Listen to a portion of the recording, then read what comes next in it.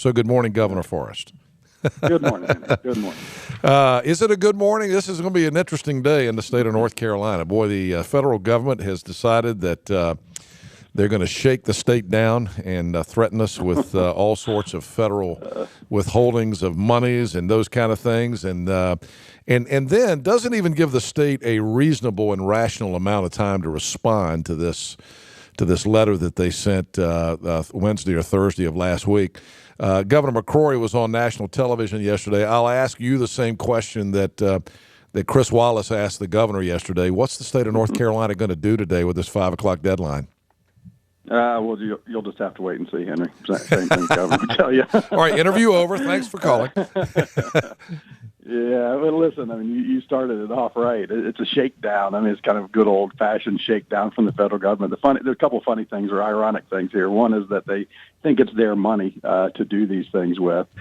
Two, that the federal government is using extortion to get their way. I mean, it's really not the federal government; it's the Obama administration specifically, and all the things that they can't get passed through the proper legislative process, they decide to take to the courts. And so now they're even using the cabinet, the president's cabinet, to shake down the state. So extorting North Carolina, but holding the children of North Carolina hostage. And not just that, but as you know very well, in northeastern North Carolina, the least advantaged, the most disadvantaged kids in the state are the ones they're holding hostage.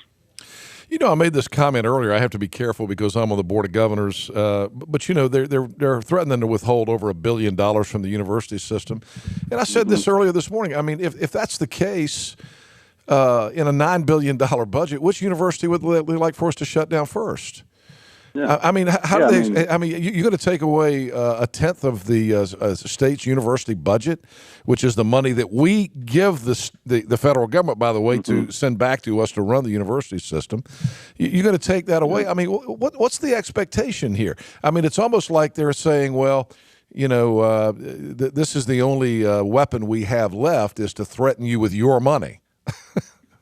Yeah, and the shameful thing of it is they're trying, it's a propaganda tool for them, as if we're some big discriminatory state now, when our law didn't change. From before the Charlotte bathroom ordinance, debacle, that the radical move they made down there, and we had to strike that down, our law didn't change. Our law stayed the same. So there's 29 other states that have a very similar law to us. Federal government has a very similar law to us. The Supreme Court has already told the Obama administration that orientation and gender identity does not apply to these things. They've tried to do it many times, and failure after failure. So now they're resorting to extortion. That's the whole question when you get down to the real nuts and bolts of this. This is a Title IX issue, and there's nothing in Title IX in that state, in that federal law. There's nothing in there that addresses this particular issue. So here you have the Department of Justice actually trying to change the law to fit the mold of what they want here to get the state of North Carolina to force us to do what they want us to do. Yeah, exactly. I mean, they've had a radical agenda for some number of years, but to take the word sex and have it mean whatever they want it to mean now, because they are trying to use words to their advantage here, when they picked out in the lawsuit, or the letter that was sent to the governor and board of governors, they picked out a couple random court cases out there, and they used an EEOC claim even in their letter, which is absolutely ridiculous. It wasn't a federal case. But there's many federal court cases that go against what they're saying, including the Supreme Court opinion as well. And, again, and 29 states in the federal government have laws similar to ours. So I think they're standing on a position that is not a strong one. It doesn't mean they won't win in the courts, because, we never know what's going to happen in the courts anymore at the federal court level. Yeah. So you have to take it seriously. Don't act like I'm not taking it seriously, because I think the irony is just crazy here. But we do take it seriously. So you have to, and that's what we're doing, and we're going to move forward seriously. But it really is shameful that Obama administration would stoop to this level. The other thing, Mr. Lieutenant, again, if you just joined us, we have Lieutenant Governor Dan Forrest on the telephone from Raleigh this morning. The other thing about this, Governor Forrest, is the question about when they could actually start to withhold funds. There was this Gloucester County case in Virginia that we've just seen. They want during the time that's being decided in the court case, what we've learned is federal funds have not been withheld. So they've indicated we'll start taking federal funds away from you like today. We're going to start taking that money away. But they really cannot do that, can they?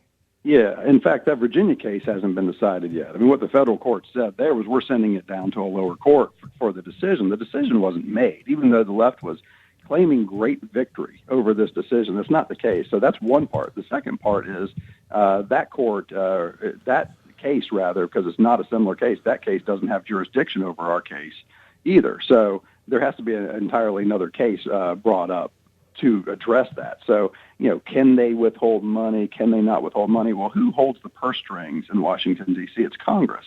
I think this is a great place for Congress to get engaged. I would love to see the House or the Senate and both put together hearings up there into the actions of the Justice Department, the Transportation Department, and any other piece of the Obama administration that thinks they can use our money to extort us to do the things legislatively that they want to do from an executive position. Everything about it is unconstitutional. Everything about it is against the law. Everything about it is so anti-American. It's unbelievable. And so this is really a time for Congress to act because they're the purse string holders. Amen to that. Now, is this going to end up in federal court? Sure. Of course, doesn't everything? Well, there's a little indication of how the state will respond today. Well, no, I'm not saying that. Not shockingly. Not shockingly. It will end. It will end in federal court. There's no doubt about it. So at the end of the day, the state has until 5 o'clock to respond. I thought the response from the federal government when the governor asked for another week to just allow discussion about this. I mean, the Board of Governors literally can't even meet until there's a 48-hour public notice posted for the media. And so, you don't think they know that, Henry? Of course they know. Of course they do. Yeah. So the issue is this. I love their response. Yes, we'll give you another week if you come out and publicly flog yourself. Yeah, exactly. Meet our demands anyway, and we'll give you another week. Yeah. It's absurd. It's absurd. It really is. It's amazing that we're talking about this kind of a showdown between the state of North Carolina and the federal government. But again, welcome to Obama's America. And I said this earlier, Governor Forrest. I think that I don't think this is any coincidence that all of this kind of stuff is happening in the last months of Obama's presidency. No, not at all. I mean, it's been the agenda for a long time. He knows his time is running down. He's got now less than 6 months to really push his radical agenda through, and they're going to use whatever means they can. The shame of it, Henry, is that you would think right now that you didn't have issues like ISIS and North Korea and Russia and Iran and border issues here in America and terrorism in general going on around the world. You think that bathrooms and gender identity was the most important issue going on in the world today for the Obama administration, and that's where he chooses to spend his time, even as he travels the world. Well said. Thank you, sir. It's nice talking to you. Thank you, Henry. Have a great day. We'll be watching the news ticker today to see how the state responds. Thank you, sir. Lieutenant Governor Dan Forrest on the phone with us here at 8:38, 22 minutes in front of 9 o'clock. And, we'll see what happens. 5 o'clock deadline today, showdown at the OK Corral.